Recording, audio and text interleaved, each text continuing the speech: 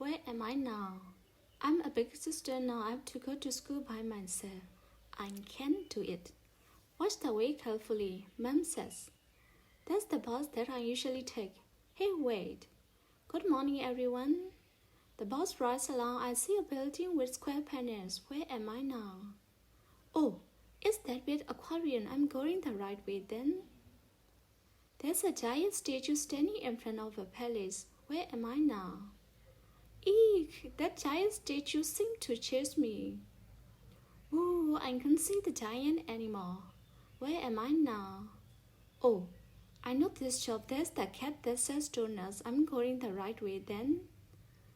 Aha, a kite shop. That means my school is not far away. Finally, I'm here. I made it to school all by myself. Mother Duck. It was a heavy sunny day by the river. Mother Duck laid 3 eggs in her nest. Soon Mother Duck grew hungry. So she left to get something to eat. She hurried along so that she could return to her eggs quickly. But when Mother Duck returned to her nest that evening, her eggs were gone. She cried out, "Oh no, where have my precious eggs gone?" Woodpecker heard her cries.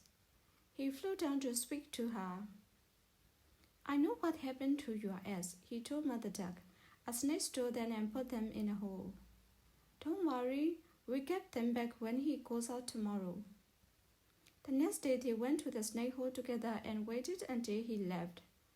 Then they dashed inside and gathered all the eggs that were in the hole.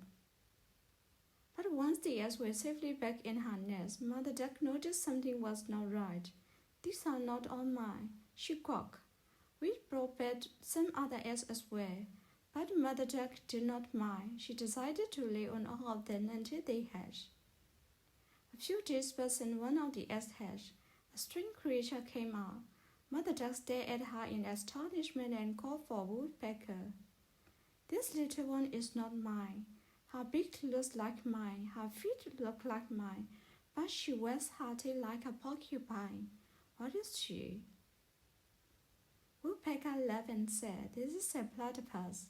You keep lying on the other eggs and I'll return her to her mother." More days passed and another egg hatched.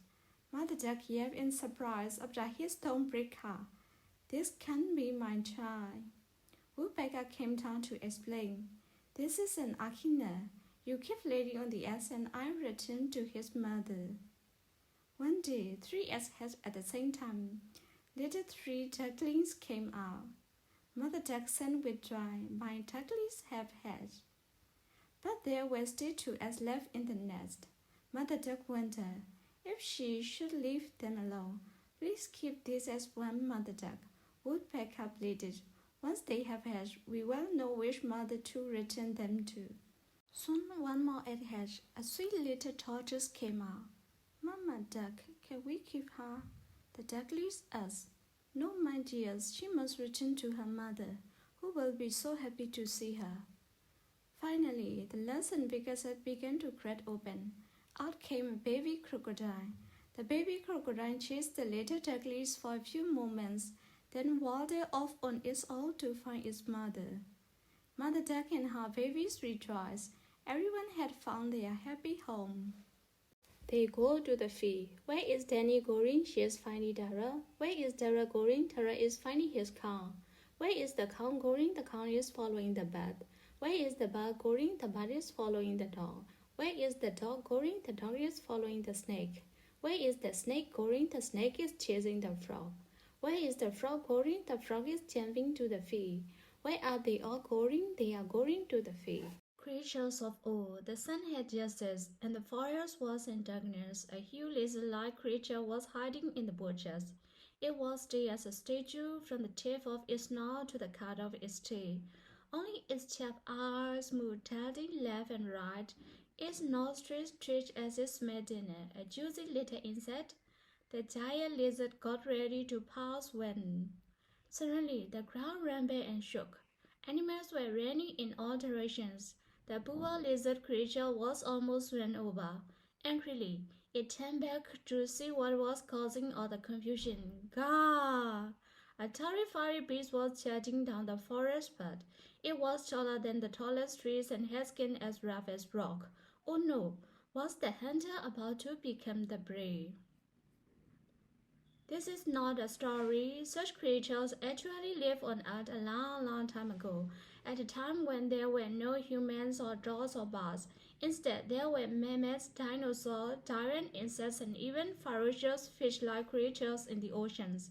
There were also strange-looking plants. How do we know this? Because of science, a very special branch of science called paleontology that is related to the history of Earth. Paleontology is the study of plants and animals that lived on Earth many, many years ago, and paleontologists are scientists who study this science. Just as the ruins of an old palace can tell us things about a king from the past, like how grand his throne was or what his favorite weapon was, there are clues deep inside the earth that can tell us many things about ancient animals. The clues come in many forms: bones, footprints, eggs, and sometimes even the body of an entire animal preserved in stone. These animals lived millions and millions of years ago, even before apes or humans appeared on Earth. How did they not rot and decay, and how are they still preserved? Well, when these creatures died and as they rotted, they got buried under layers and layers of soil. The skin and flesh decay and disappear, but the hard stones and teeth remain because of the tightly packed soil. All these layers of soil, along with the bones, became hard and turned into rock.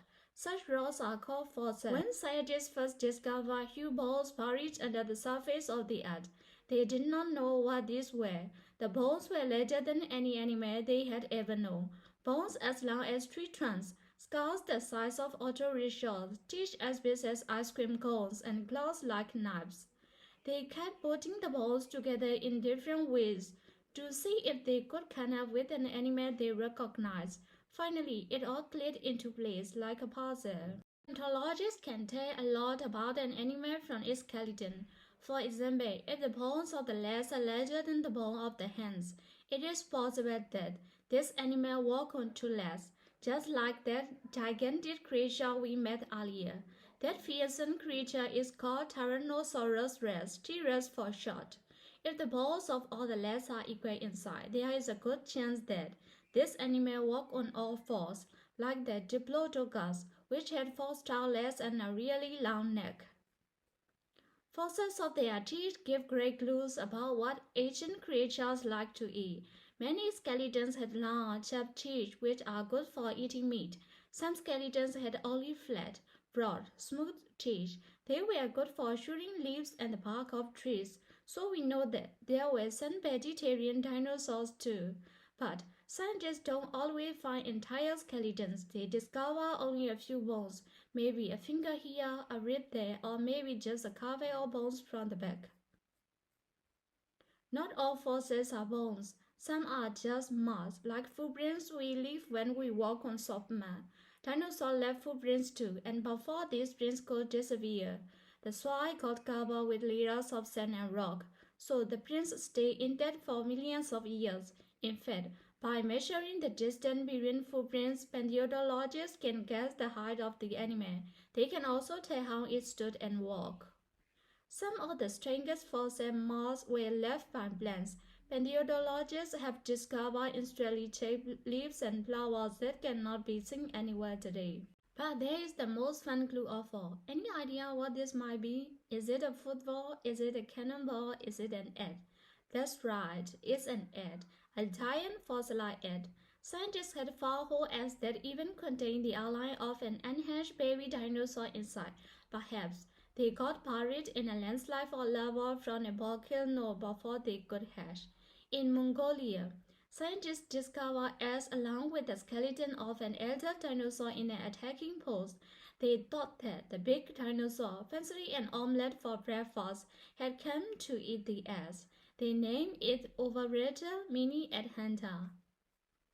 Soon they started discovering many fossilized eggs close to Oviraptor skeletons in different poses. They realized that it was actually the mother dinosaur protecting her own eggs and not trying to eat them. Most unfairly, the name Oviraptor stuck. As you might have guessed, We don't know everything about these creatures yet. There are a lot of clues that don't really fit, and some clues were put together all wrong. Scientists are still trying to figure them out. There's a lot of digging to be done. Would you like to be a paleontologist and help solve some mysteries? What are you waiting for? Grab a shovel. Meet some other fascinating creatures from the past. Woolly mammoth. These animals were related to elephants and had tusks that were 15 feet long. Ichthyosaurs. These creatures look like fish, but they were actually reptiles that live in the sea. The name ichthyosaur means fish lizard in Greek. Bear jaws. These animals were neither bears nor jaws, but a group of animals related to both bears and jaws.